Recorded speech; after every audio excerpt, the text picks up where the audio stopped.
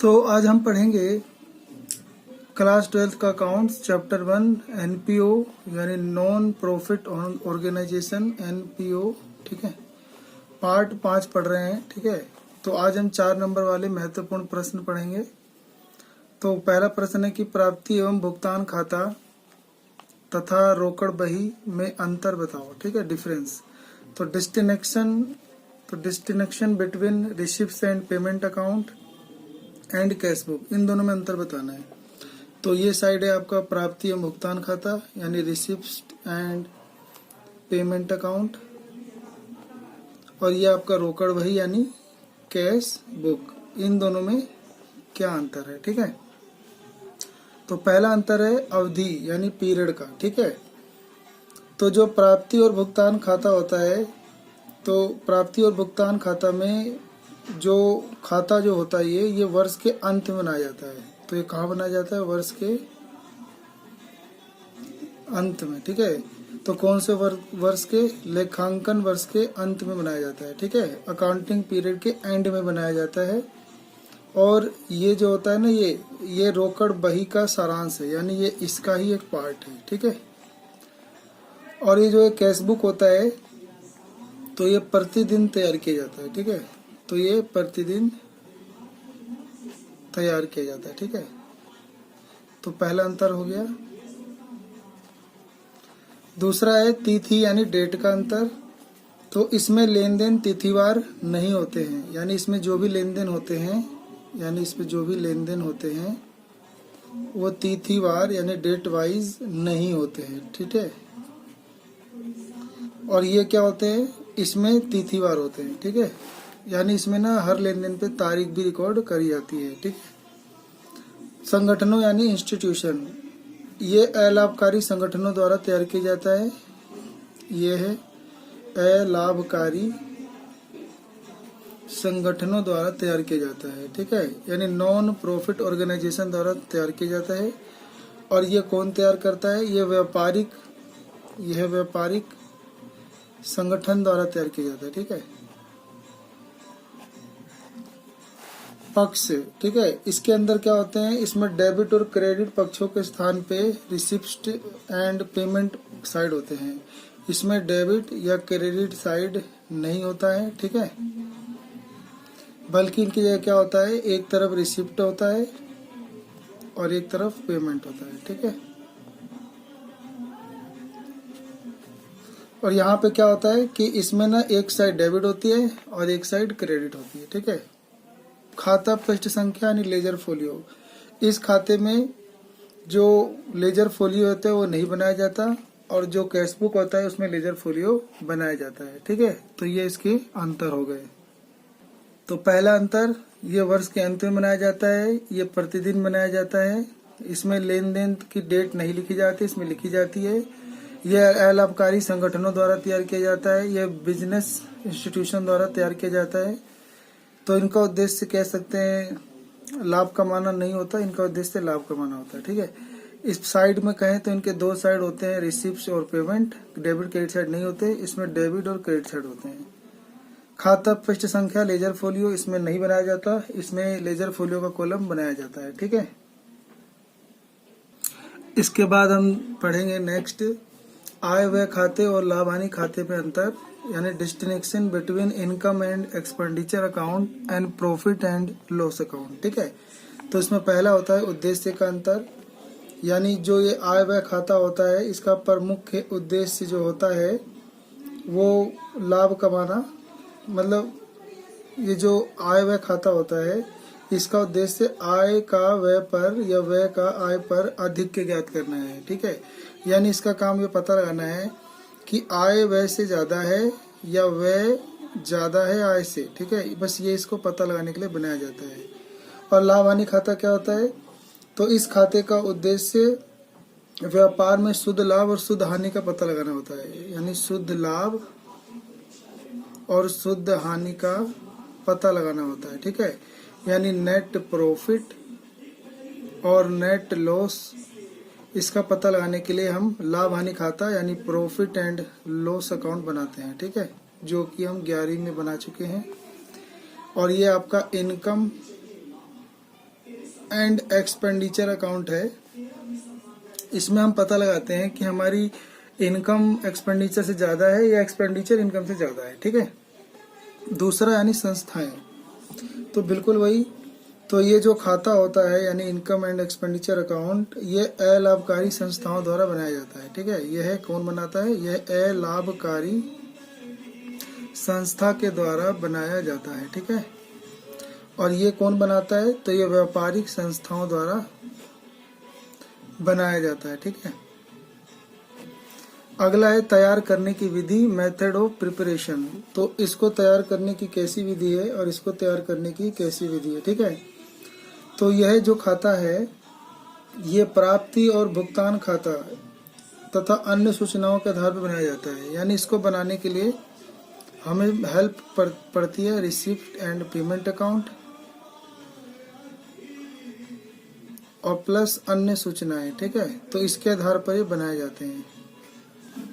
और ये जो होता है ये तलपट के आधार पर यानी तलपट की सहायता से बनाए जाते हैं। ये हमेशा तलपट की सहायता से बनाए जाते हैं। ठीक है। यानी ये इसको बोलते हैं ट्रायल बैलेंस। ठीक है। तो इन्हें ट्रायल बैलेंस की सहायता से हेल्प से बनाया जाता है। ठीक है। सकल लाभ या हानि, ग्रोस प्रॉफिट और लॉस। तो इसमें यानी इस खाते में किसी अन्य खाते से कोई सकल लाभ या हानि की राशि को नहीं लाया जाता है।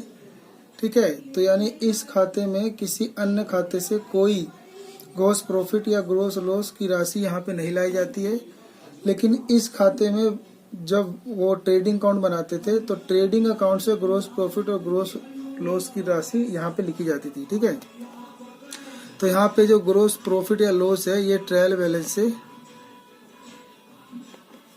ट्रेडिंग अकाउंट से। ठीक है। ट्रेडिंग अकाउंट से यहाँ पे लिखी जाती थी, लेकिन यहाँ पे किसी भी अकाउंट से नहीं लिखी जाती। ठीक है। किसी भी अकाउंट से यहाँ पे ग्रोस प्रॉफिट ग्रोस लॉस नहीं लिखा जाता। ठीक है। शेष यानी बैलेंस, तो इस खाते का जो बैलेंस होता है वो या तो सरप्लस आता है यानी बचत, और या तो वो क्या आता है डेफिसिट। डेफिसिट माने होता है घाटा। ठीक है।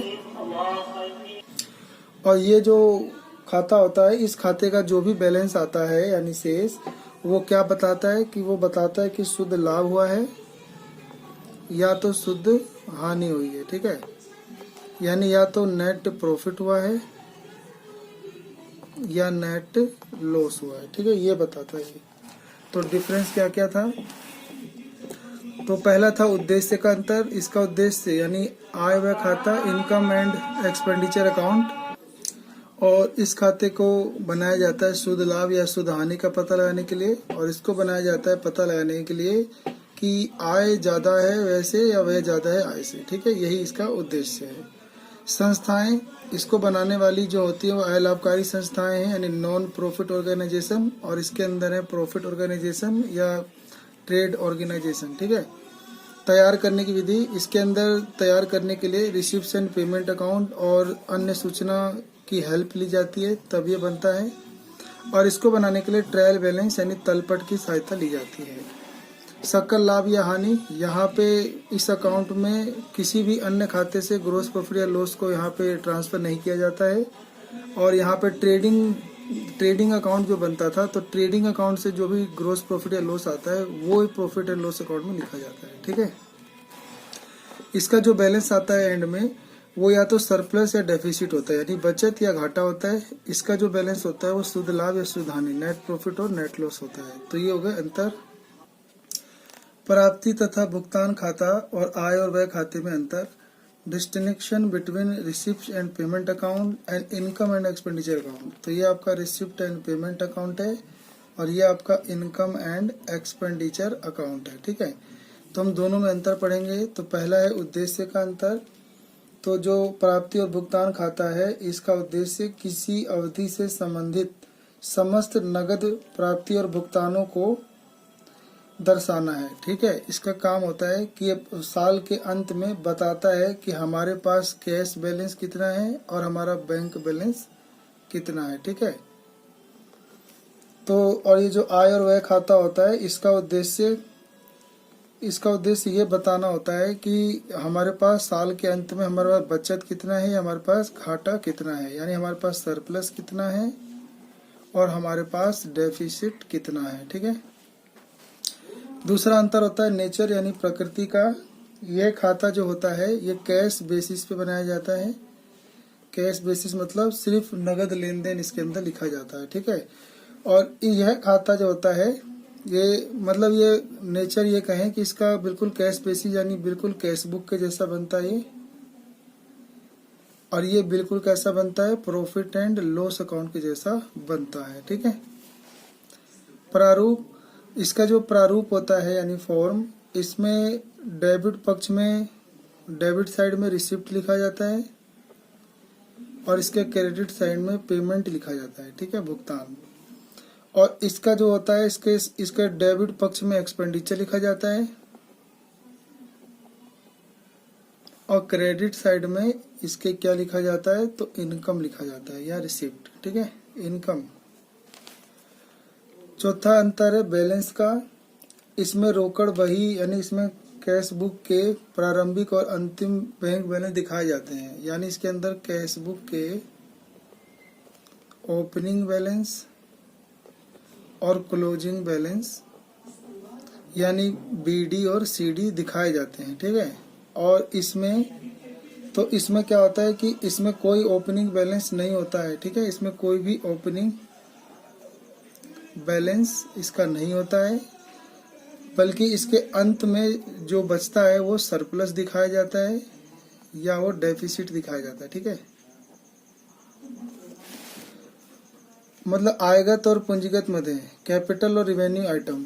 तो इसमें क्या होता है, इसमें दोनों, इसमें रिवेन्यू वाले आइटम और कैपिटल वाले आइटम यानी आगम और पूंजीगत दोनों मदे दिखाई जाती हैं।